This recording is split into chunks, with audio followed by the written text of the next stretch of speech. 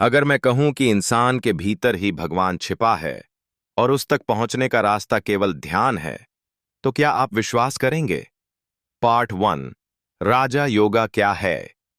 स्वामी विवेकानंद ने कहा था, राजयोग कोई धर्म नहीं, एक विज्ञान है। एक ऐसी विद्या जिससे कोई भी भगवान को अनुभव कर सकता है। क्या आप तैयार हैं अपने ही भीतर के ईश्वर से मिलने के लिए? पार्ट 2। चित्ता, मान और ध्यान राजयोग। यह केवल योगासन या प्राणायाम नहीं है, यह है मन का विज्ञान।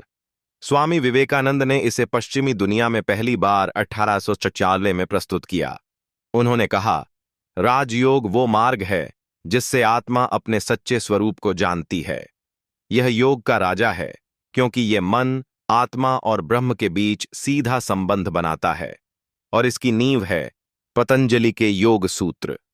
पतंजलि कहते हैं, योगश्चित्त वृत्ति निरोध, यानी मन की लहरों को रोक देना ही योग है। विवेकानंद समझाते हैं, हमारा चित्त एक झील की तरह है। जब झील शांत होती है तब हम उसमें अपना असली रूप देख सकते हैं। लेकिन जब मन में विचारों की उठती लहरें हों तो हम न स्वयं को देख पाते हैं न ईश्वर को। ध्यान इस झील को शांत करने का माध्यम है।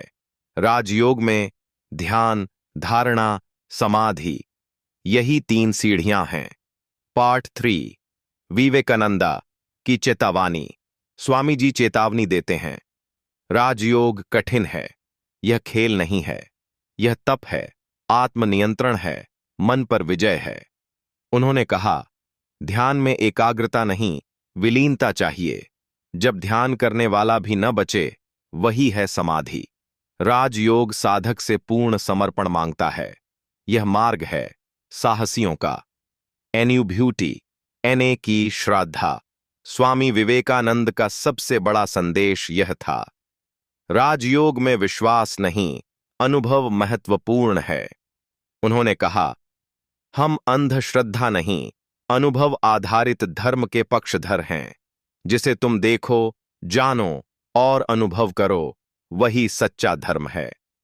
राजयोग में न कोई मूर्ति, न कोई पंथ, केवल तुम और तुम्हारा अंतर्मन। क्या आप तैयार हैं अपने ही भीतर उतरने के लिए? क्या आप साहस रखते हैं अपने मन के द्वार पर खड़े होकर ईश्वर को आमंत्रित करने का? तो शुरू करें, हर दिन कुछ मिनट मौन और ध्यान। राजयोग कोई किताब नहीं, ये एक यात्रा है, अंधकार से प्रकाश की ओर। स्वामी विवेकानंद ने हमें रास्ता दिखा दिया है। अब आपकी बारी है। क्या आप चल पड़ेंगे?